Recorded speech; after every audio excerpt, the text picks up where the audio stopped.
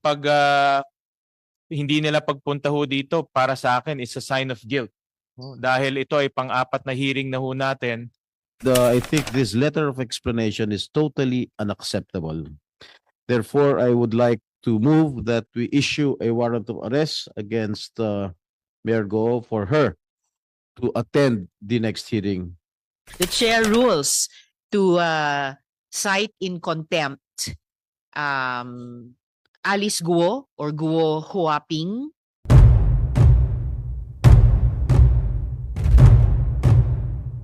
meron tayong report on the status of the subpoenas and also additional invitations na yung ibang sinerve na subpoena, yung ilan natanggap, but the recipients are not here. They are absent.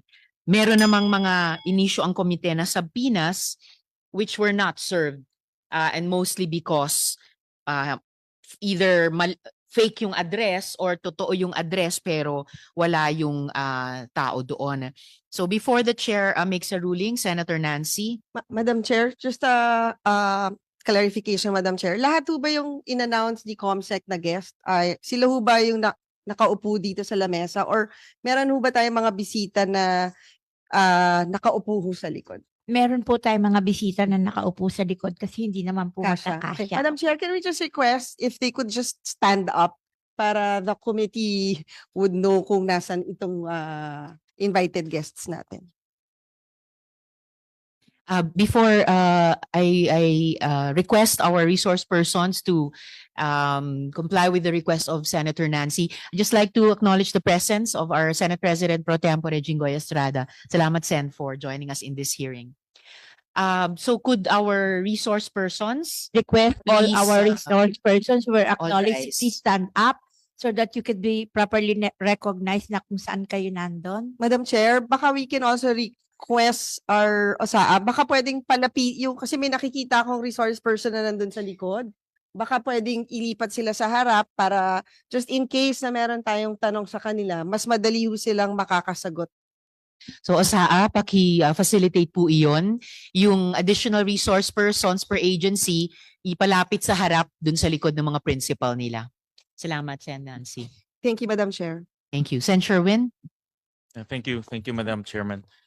Madam Chairman, nakakadismaya at nakakadismaya dahil pang-apat na hearing na natin to at inibitahan natin itong mga mahalagang resource persons para mabigyan sila ng pagkakataon magpaliwanag, ibigay yung kanilang opinion, ibigay yung kanilang side at yung ibang mga personalidad dito nag-issue na tayo ng subpoena pero parang walang respeto na ibinibigay sa institusyon at sa Senado. Para sa akin, yung pagbabaliwala nila ng subpoena, parang pagbabaliwala at pagwawalang respeto sa ating institusyon at sa proseso na ginagawa natin para makahanap ng katotohanan. Itong pag hindi nila pagdaluho dito ay kawalan ho yan para sa kanila dahil mawawalan sila ng oportunidad na magpaliwanag at para sa akin sinyalis ho to na meron silang alam na ayaw nilang isiwalat o ayaw nilang ipaalam sa atin at meron silang tinatago. Yung pag hindi nila pagpunta ho dito para sa akin is a sign of guilt. Dahil ito ay pang-apat na hearing na ho natin at ilang beses na rin ho natin na nasabi sa komite kung sino-sino itong mga personalidad.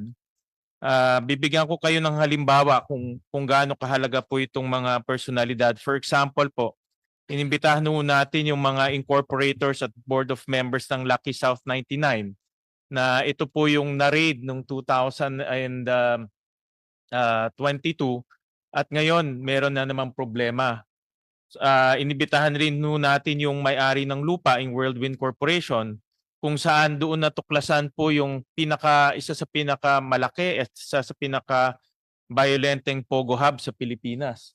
No? At wala rin pumunta ho sa kanila. Nag-issue ho tayo ng subpoena para kay Go Huaping para ipagpatuloy yung ating pagtatanong at higit sa lahat malaman kung sino po yung mga nasa likod nitong Pogo Hub sa Bamban. Pero pangalawang pagtanggi o pangalawang beses siya nang hindi pumunta ho dito.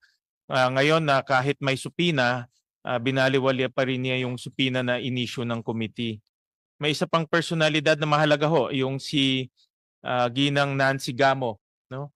Na lumabas po sa maraming papeles, sa papeles ng mga Go-related companies, sa papeles nung dalawang Pogo Hub, yung Zunyuan at Hongsheng.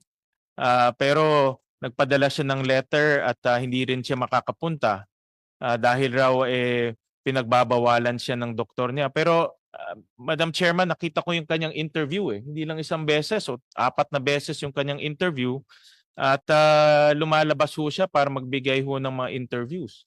No? So hindi po katanggap-tanggap ho para sa atin na nagbibigay ka ng interview sa media pero yung formal na hearing, yung formal na pagdinig, hindi ka pupunta ho dito. At may supina na rin ho na issue. So, Madam Chairman, uulitin ko po yung aking motion in the past, no, nung last hearing. At ngayon, I will move to issue a subpoena dito po sa mga incorporators at board members ng Lucky South 99 Outsourcing Incorporated. Namely ho, si Ronelyn Baterna, si Michael Mascarenas, Stephanie Mascarenas, Rodrigo Banda, at Mr. Jing Gu. Itong Mascarenas family ho, interlocking directors ho to na present siya sa Lucky South 99 at present rin ho siya sa Whirlwind Corporation. So in other words, lumalabas parang iisa lang itong kumpanyang ito. No? Pero dahil hindi nga ho sila pumupunta ho dito, hindi natin malalaman yung katotohanan. Again, I will move also for the issuance of a subpoena to the board members of Lucky South 99. Ito po yung present na mga board members and officers. Si Mr. Julian Linsangan, who's the president and chairperson. Ito sana yung pinakamahalagang personalidad Para diretso natin tanungin siya kung bakit sa kanyang pasilidad nangyayari itong mga krimen at itong mga torture na nangyayari. Si Mr. Edwin Ang, si Mr. Myron Chua, again to issue a subpoena to the incorporators, board members of Lucky South 99 Outsourcing, who are also incorporators of Whirlwind Corporation. Ito yung interlocking. Si Miss Josefina Mascarenas, Mr. Xiang Tan, si Mr. Daniel Salcedo. Ito po yung presidente ng Whirlwind Corporation na kasalukuyan po. Maganda rin ho sana marinig sa kanya kung bakit sa kanyang 10-hectare property nangyayari itong mga torture at human trafficking. Si Mr. Duaren Wu, applicant ho to sa mga PAGCOR itong si Mr. Duaren Wu, yung kanyang pangalan lumalabas to sa marami ring mga papeles related to Whirlwind Corporation. Si Ms. Chona Alejandre, who's also a board member of Whirlwind Corporation. And then I will move to cite in contempt those individuals, Madam Chair, who we issued subpoena to. Si Ms. Wen Yilin, Mr. Simen Lial Go, si Guo Huaping, aka Alice Guo, Mr. Jan Jong Guo, Ms. Sheila Yel Guo, at Ms. Wesley Guo. Nung huling pagdinig ho natin, nag-issue na ho tayo ng subpoena. Para sa akin ho, hindi katanggap-tanggap po yung dahilan ni Ms. Guo Huaping dahil siya po ang nasa gitna nitong pangyayari sa Bamban Siya po ang may alam kung ano po nangyari. Lahat po ng application, andun po yung pangalan niya. Siya po yung nagbukas ng pinto para makapasok po itong Pogo Hub. At marami pa tayong katanungan kung sino ba talaga ang nasa likod at sino yung mga kasama niya dito sa Pogo Hub na ito. At I will also move to cite in contempt Ms. Nancy Jimenez Gamo, the accountant that incorporated the Go-related family businesses and also the 2 Pogo Hubs. May mga personalidad ho dito na nag-issue ho tayo ng subpoena pero based on the COMSEC, mga dummies or non-existent. Pero uulitin ko na rin po, no, just in case na lumabas ho sila, also to cite in contempt Ms. Jamelyn Cruz, Mr. Roderick Pujante, at Mr. Juan Miguel Alpas. There's also another personality na crucial ho dito sa ating investigation. Ito po si Catherine Cassandra Ong, na nag-issue na rin ho tayo ng subpoena pero wala ho siya dito. So I also move to cite in contempt Ms. Catherine Cassandra Ong. Nag-issue rin ho tayo ng subpoena kay Mr. Dennis Cunanan, no, para marinig ho yung kanyang side at yung kanyang pangalan ay madalas lumalabas sa application sa PAGCOR in relation to Lucky South 99. So I move to cite him in contempt as well. Meron po hong dalawang tao ho dito na crucial. Ito ho si Mr. Alberto de la Serna at si Mr. Jonathan Mendoza.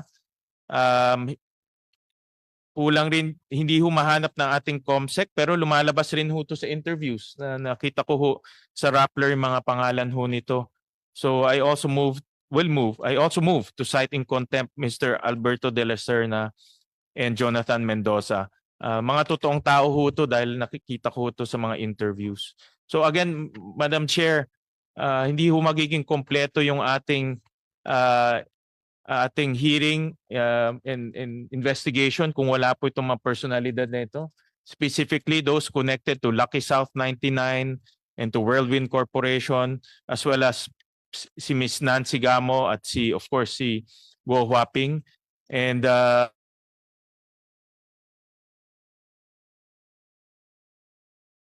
po yung mga taong nasa likod nito without these personalities.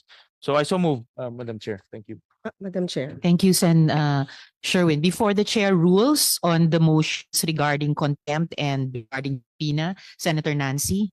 Madam Chair, tayo po ngayon ay hawak po natin yung letter of explanation ni Mayor Alice at sinite po niya yung dahilan na she's not mentally fit, Madam Chair. Sa akin lang, nakakahiya naman po dun sa mga tunay na may mental health condition. I would just like to reiterate, Madam Chair, na seryosong usapin ang mental health at hindi po ito dapat ginagamit na dahilan para magsinungaling. Yun lang po, Madam Chair. Madam Chair, if I Maraming may. salamat, Sen. Nancy. Yes, Senate President Pro Tempore. You have Thank you, the Madam floor. Chair. May I know if the legal counsel or the lawyer of Mayor Alice Go is present here? COMSEC is the lawyer of Mayor Alice Guo present at the hearing.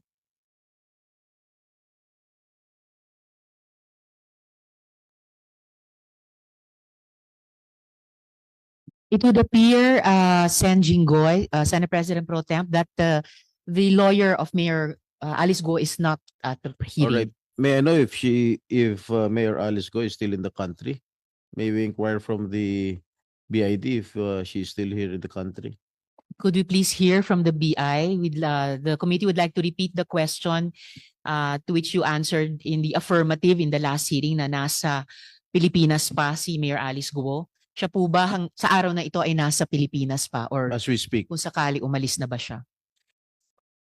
any rep from the BID? Yes, please approach a mic. Identify yourself, good sir. Oo.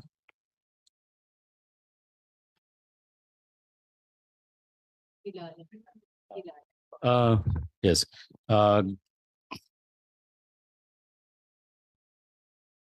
Good morning, Senators. I'm Attorney Homer Arellano po from the Bureau of Immigration. And based po dun sa latest check namin sa records ng Bureau of Immigration, wala pa pong record of departure si Mayor Alice Go. Kailan po yung latest check na iyon? Kahapon lang po, chinek po namin. Tsaka naka-alert na po yung mga airport natin tsaka mga subport regarding her. So kung magpapakita po siya, then we will know po kung ano. Perhaps attorney, during this hearing para kompletong masagot yung tanong ng Senate President Pro Temp at ng buong komite, pwede nyo i-check ngayong araw. Kung as far as the Bureau knows, nasa Pilipinas pa si Mayor Guo. Yes po, i-check po namin ngayon, then we'll update po kagad, ma'am. Salamat, Attorney. And later po, pag-administer ng oath ng COMSEC, pakisama na po kayo. Ano po? Opo. Salamat po. So, yun po yung status. Thank you, Madam Chair. Sen. Madam Jinggoy. Chair, I just read the letter of explanation from Mayor Alice Go, and in the second paragraph, ang sinabi niya, I have already sought professional help, but the medical professionals that I have consulted refused to issue a medical certificate stating my condition for fear that they may also experience the humiliation and ridicule that I am going through. Madam Chair, I suggest that she be attended by a government doctor para siguro malaman natin ang buong katotohanan. And I think this letter of explanation is totally unacceptable. Therefore, I would like to move that we issue a warrant of arrest against Mayor Go for her to attend the next hearing kung meron man. I so move, Madam Chair. Maraming salamat, Sen. Jinggoy. Before the chair rules on the motions regarding contempt and issuance of a warrant of arrest, and for that, the chair thanks the Senate President Pro Tempore. Dahil sinabi na rin po ng SP na before this hearing, no, in public, sa media, na he is prepared to sign the arrest warrant. Bago noon, before ruling on the motions for contempt and the motion for additional subpoenas, the chair concurs with Senators Nancy and Jinggoy regarding their estimation of the letter of Alice Go. The committee is in receipt of that letter of Alice Go, seeking to explain her absence again today. Wala po itong kalakip na anumang medical certificate. So the chair also welcomes the offer of the Senate President Pro Tempore. Binanggit na rin ni SP that the Senate could arrange for a government doctor to attend to her, or kahit yung sariling Senate clinic natin dito. And also the chair recalls that in a previous, also big investigation, there was a resource person there who actually cited mental health concerns, but she still testified despite her mental health issues ascertained by a medical doctor. So samantala, ito pong kay Alice Go, walang kalakip na anumang medical certificate ang kanyang letter. And while with Senator Nancy, we definitely recognize the importance of mental health, we also really do not want to set a precedent in which mental health is invoked to skirt the obligation to appear before a Senate committee. And with the Senate President Pro Tempore and Senator Nancy, we find her claims in the letter devoid of credibility. Therefore, before the chair acts on the motions regarding contempt or warrant of arrest and additional subpoena, the chair would just like to make of record that we are in receipt of a letter from the attorneys at law of Mr. Marion Ryan Chua, Edwin Ang, and Julian Linsangan III, saying that they received the email inviting them to appear here, but they are respectfully informing the Senate that they have a conflict of schedule, as they are also scheduled to file criminal and civil cases on said date. Rest assured that the cooperation of Mr. Chua, Ang, and Linsangan will be ready and available at the next scheduled hearing of the Senate. The chair will show the copy of this letter to Sen. Sherwin, because these three invited persons are subject of a motion, one of the motions for subpoena of the good senator. So at this point, the chair rules to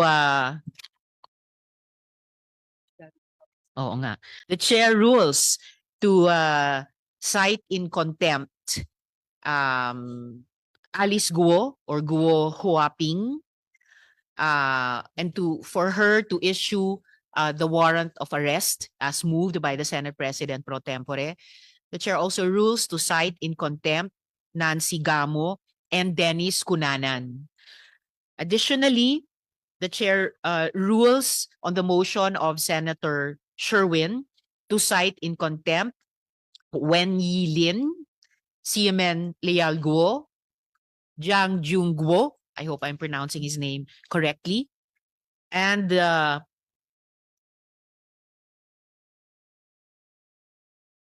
Sheila Leal Guo, Wesley Leal Guo, and invited resource persons, Cruz, Pujante, Alpas, Ong, De La Serna, and Mendoza. So ruled. Yes, I second the motion, Madam Chair. Thank you, Senator Nancy. The chair has ruled, and with the concurrence of Senator Nancy and hearing no objections, so ruled.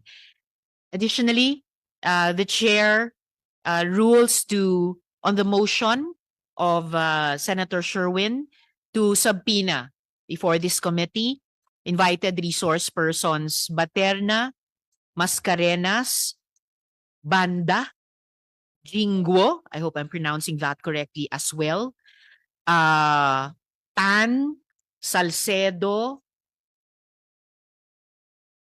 Alejandre, and I need to check my handwriting on this last name. So ruled. ComSec, please take note.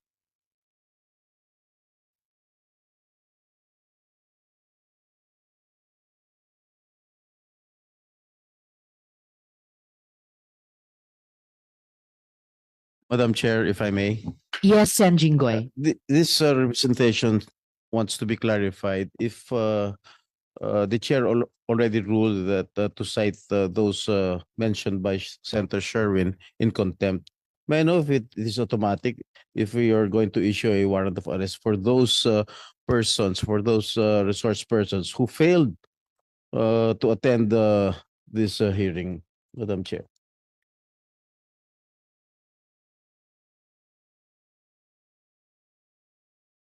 1 minute suspension. Yeah, thank you. So just to clarify the point raised by the Senate President pro tempore, these 8 persons na isa-cite ng committee in contempt, these 8 being Alice Guo or Guo Huaping, Nancy Gamo, Dennis Cunanan, Wen Yilin, Siemen Leal Guo, Jiang Jung Guo, Duaren Wu, and Chona Alejandre, the chair has ruled to cite them in contempt. Pagkatapos ng hearing, susulatan ng chair ang Senate President. Once i-affix ni Senate President yung citing in contempt ng chair, in effect, masaset into motion na yung pag-issue ng warrant of arrest. So it is in effect, good Senate President pro tempore, the same legislative or investigative action, pero ganun yung magiging step sa process na yan. Thank you. Thank you, Sen Jinggoy. And